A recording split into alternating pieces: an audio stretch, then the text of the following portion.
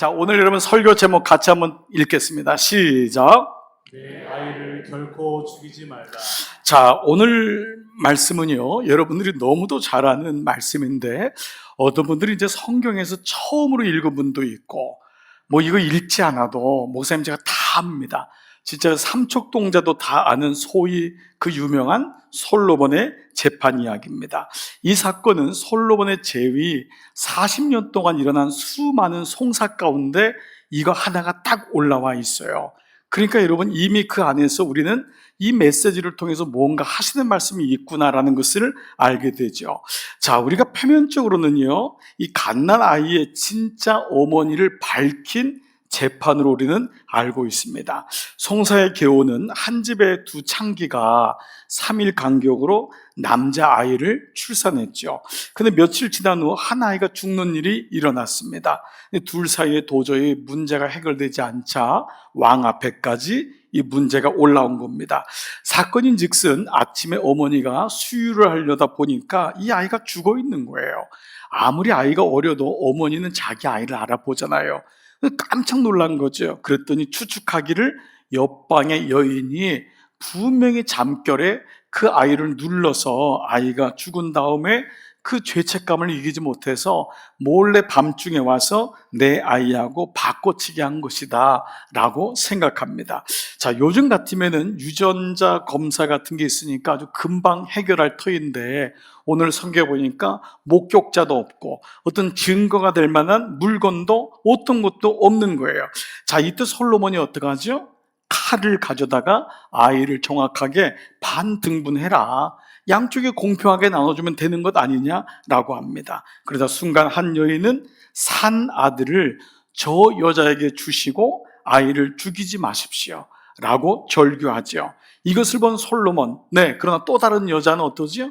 아니에요. 어차피 내 것도 아니고 그 사람 것도 아니니까 어차피 둘로 나누는 것이 옳습니다. 자, 이걸 본 솔로몬은 아이의 생명을 지키려고 한 그 여인이 참 어머니다라고 판결합니다.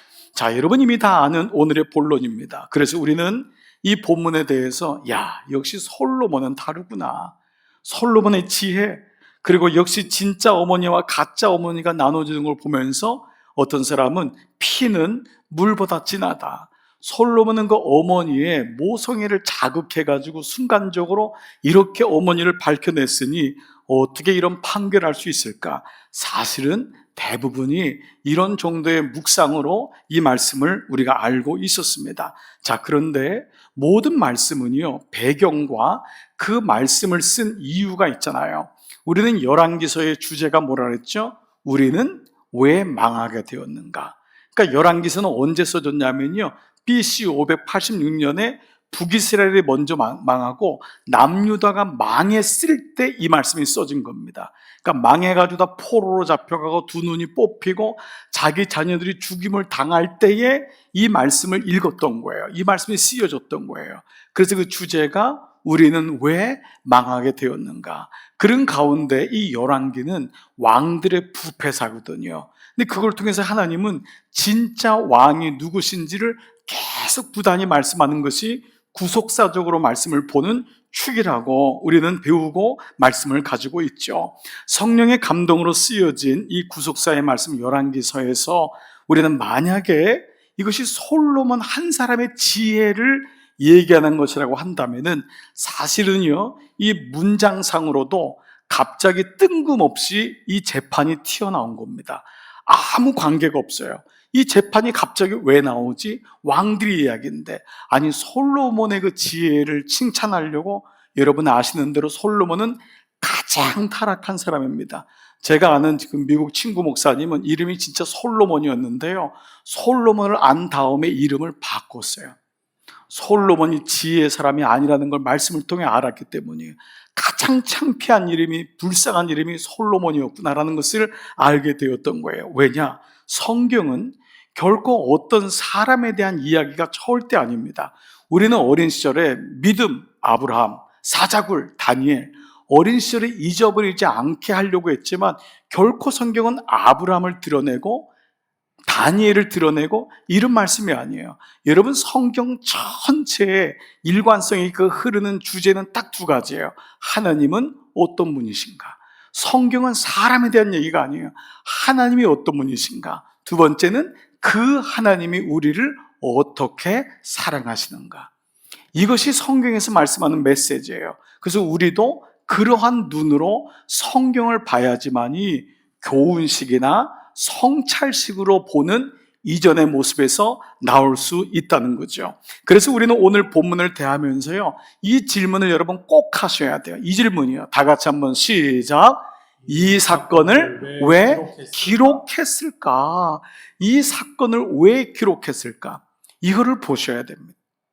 자, 이런 면에서요, 오늘 말씀은 너무도 중요한 구원의 말씀, 하나님 마음에 대한, 이스라엘 백성을 향한 하나님의 마음이 어떠한지에 대한 말씀이기 때문에 세 가지의 구속사적인 질문과 답이 이 안에 있습니다. 여러분이 이제는 성경을 구속사적으로 묵상하는 것이 많이 익숙해졌기 때문에 오늘 말씀도 결코 어렵지 않을 것입니다. 자, 첫 번째 질문이 있습니다. 다 같이 한번 읽겠습니다. 시작.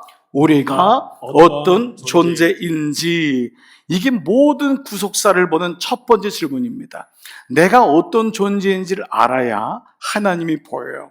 여러분이 이 시간 예배를 드리러 왔다는 것은 내가 나를 구원할 수 없다는 것이 기본으로 깔려 있는 거예요. 물론 여러분이 예배 때 어떤 문제를 해결하기 위해서, 안 드리는 것보다 낫기 위해서 예배를 드리는 분이 있지만 그것을 향해서 믿음이라고는 얘기하지 않습니다. 믿음이 장성하다는 것은 하나님만이 구원이고 하나님이 어떤 분인지를 알아가는 거잖아요.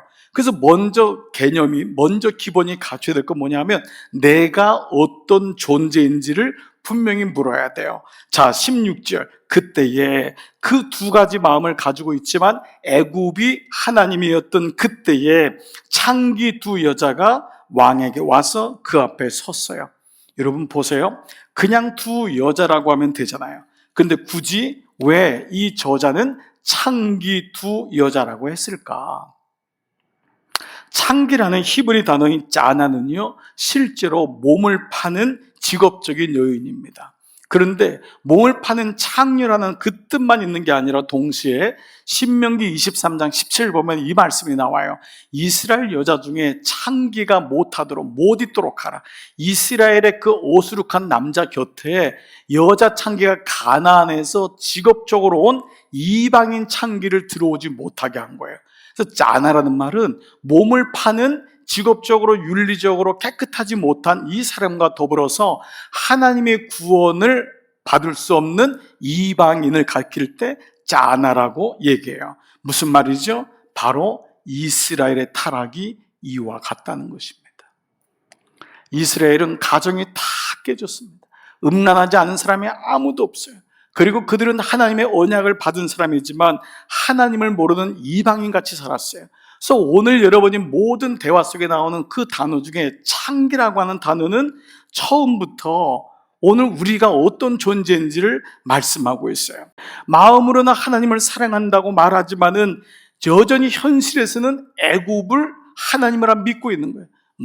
뭐니 해도 돈이 최고지 뭐. 하나님을 믿는 이유가 그저 우리의 진급을 위해서, 우리 어떤 가정의 행복을 위해서, 아이 대학 들어가는 거 위해서, 그것 때문에 기도하는 거예요. 내가 속상한 거는요, 여러분 중에 꼭 내가 누구라고 얘기 안 해도 알아들을 거예요, 스스로가. 애들 때문에 기도하다 애들 문제 딱 해결되면 더 이상 기도 안 해요. 진급 놓고 기도하다 진급 안 되면 더 이상 기도 안 해요. 하나님을 뭐지요? 계속 그걸로 우려먹는 거예요. 하나님과의 관계가 아니라. 이스라엘 백성의 모습이 그거라는 거예요. 예레미야가 너무 안타까워가지고 그렇게 하면 안 된다. 그게 하나님이냐? 네. 우리는 그렇게 예수님을 믿을 때가, 하나님을 믿을 때가 너무 많잖아요. 그러니까 마음으로는 나 안 믿는 것 아니에요. 그렇지만은 애굽이 하나님인 거예요. 그래서 이게 뭐지요? 바로 구원에 아무 소망이 보이지 않는 나. 이것이 바로 첫 번째 나라는 존재. 바로 우리는 어떤 존재인가? 그 단어가 두 창기라고 하는 단어로 묵상할 수 있어요. 자, 우리가 구속사적인 묵상에서 내가 어떤 존재인지를 분명히 알아야지 주여 나를 떠나소서 나는 죄인입니다. 이게 되잖아요. 두 번째는 뭐죠? 바로 이 질문이에요. 다 같이요. 한번 읽어볼게요. 두 번째, 시작. 하나님은 어떤 왕인지. 이게 두 번째 질문입니다. 내가 어떤 존재인지를 알면은 어떤 사람이 진짜 왕인지를 알아야 됩니다. 하나님 믿지만 어떤 사람은 죄송하지만 남편이 왕이에요. 어떤 사람은 가정이 왕이야, 가정. 가정이 중요해. 너무 가정에 대해서 아주 알뜰살뜰해요. 가정 무너지면 안 되는 거예요. 어떤 사람은 애가 하나님이에요. 애 때문에 벌벌벌벌 떨어요. 아무것도 못해요. 애를 위해서는 뭐 몇십만 원을 뭐 아낌을 쓰지만 하나님을 위해서는 쓰는 게 어려워요. 왜 그러죠? 어느 순간 그 아이가 하나님이 된 거예요. 어떤 분은 직업이 하나님이에요. 여러분, 그 직업도 10년, 20년 있으면 다 손을 놓습니다. 어떤 분은 건강 너무 중요해요. 여러분, 건강 잘 챙기세요. 그러나 건강은 그렇게 챙기지만 하나님 말씀 하나 안 보는 분들이 너무 많다는 거예요. 그리고 두 번째 뭐냐? 나의 진짜 왕이 누구냐? 다른 거는 다 사라져도 정말 나에게 남는 진짜 왕이 누구냐를 말씀하면서 답을 줍니다. 자, 창기이며 이방인, 히브리 말로 자나인 두 사람이 자기의 힘으로 와서 자기의 힘으로 스스로 해결할 수 없는 문제가 생겼어요. 처음에는 해결 다 하잖아요. 먹는 거, 입는 거, 이건 해결할 수 있다고 생각하잖아요. 어느 문제에 걸리죠? 죽음입니다. 자식이 죽음 앞에서 이 두 사람은 해결이 안 되는 거예요. 우리 인생도 마찬가지입니다. 내가 살 동안은 모든 문제를 내가 딜할 수 있다고 믿어요. 이 정도는. 그러나 죽음의 문제 앞에서 우리는 진짜 왕이 누군지를 알게 됩니다. 그 금도 은도 좋았던 친구도 우리 곁에서 떠나갑니다. 진짜 왕은 죽음을 통과하는 거예요. 즉 죽음의 문제가 왔을 때, 특별히 자녀의 죽음의 문제는 더욱 그러하죠. 그래서 말씀에서 왕에게 와서 그 앞에 서야만 해결될 수 있음을 말씀하고 있어요. 자, 그런데 이 상황을 들은 솔로몬이 어떻게 반응하죠? 24절, 이르되 칼을 내게로 가져오라니 칼을 왕 앞으로 가져온지라. 왕이 이르되 산 아이를 둘로 나누어 반은 이 여자에게 주고 반은 저 여자에게 주라. 당연히 솔로몬은 이 칼로 이 문제가 해결되지 않을 것을 알고 있었어요. 그런데도 왜 칼을 들이댔을까라는 거예요. 칼이라고 하는 단어는 우리가 문맥적으로 보면 앞에에 솔로몬이 애굽 바로의 딸을 데려왔고 그 당시 모든 문화는 애굽의 영향을 받았어요. 그러니까 이 칼이라는 것은 애굽 세상을 의미합니다. 이것은 애굽이라는 단어가 주는 의미가 있는데 그 당시 애굽은 문명의 발상지예요. 그래서 사람들을 수리와 논리와 합리라고 하는 생각으로 끌고 갔어요. 그래서 둘로 자르면 정확하지 않냐? 너희들이 그렇게 원하는 애굽적인 생각, 둘로 자르면 합리적이잖아. 그래서 오늘 이 칼로는 구원이 해결되지 않는 거예요. 자, 그때 비로소 진짜 어머니의 고백이 등장합니다. 이 말씀이요, 오늘 이 말씀을 푸는 가장 중요한 키 열쇠입니다. 26절을 봐보세요. 26절 한번 다 같이 시작. 그 산 아들의 어머니 되는 여자가 그 아들을 위하여 마음이 불붙는 것 같아서 왕께 아뢰어 청하건대 내 주여 산 아이를 그에게 주시고 아무쪼록 죽이지 마옵소서. 자, 무슨 말이에요? 내 주여 산 아이를, 이 살아있는 아이만은 그냥 그에게 주라는 거예요. 그리고 아무쪼록 그를 죽이지 말라는 거예요. 무슨 말이죠? 어머니는 아기를 살리기 위해서 자기를 포기하죠. 여러분, 어머니에게 아들을 포기한다는 것은 죽음입니다. 다른 말로 하면 뭐예요? 내가 죽을 테니까 저 아들은 살려주세요. 내가 죽을 테니까 저 아이는 살려주세요. 이걸 뭘 가리켜서 뭐라 하죠? 완전한 역설이라고 합니다. 바로 이게 여러분이 잘 알고 있는 복음입니다. 이게 복음이에요. 복음은요, 하나님의 본체 되신 예수님이 나를 살리려고 왕의 자리를 포기하고 이 땅에 오셔서 죽으신 거예요. 내가 죽을 테니까 저들을 살려주십시오. 이걸 가리켜서 구속 값을 치르다. 그래서 왕의 마지막 선언이 뭐냐 하면 내 아이를 결코 죽이지 말라. 그 아이는 그 어머니 것이 아니에요. 나의 것이라는 거예요. 그 아이를 결코 죽이지 말라. 27절 왕이 대답하여 이르되 산 아이를 저 여자에게 주고 결코 죽이지 말라. 저가 그의 어머니라 하매. 오늘 설교 제목이 결코 그 아이를 죽이지 말라. 그 아이를 결코 죽이지 말라. 왜 그러죠? 당신이 죽겠다는 거예요. 내가 포기하겠다는 거예요. 여기서 등장하는 건 어머니를 밝히는 게 이 재판의 목적이 아니라는 거예요. 이 두 사람은 창기예요. 이 두 사람은 애가 깔려 죽는지도 모르고 싸움박질하고 싸웠던 미련하고 하나님의 때를 모르는 여자였어요. 누가 깔았는지를 얘기하지 않아요. 두 여자가 크게 다를 바 없다는 거예요. 근데 그 중에 그 마음에 불이 붙은 한 사람이 이 마음을 가지고 얘기하므로 하나님의 마음이 어떠한지를 우리에게 보여주고 있는 거예요. 내가 죽겠다고 하는 것이 하나님의 지혜라는 거예요. 그렇기 때문에 두 번째, 누가 왕이냐? 솔로몬이 아닙니다. 이 솔로몬의 말씀을 통해 솔로몬은 이미 부패하게 들어간 거예요. 그의 축은 애굽에 있어요. 그가 내세울 수 있는 건 칼밖에 없어요.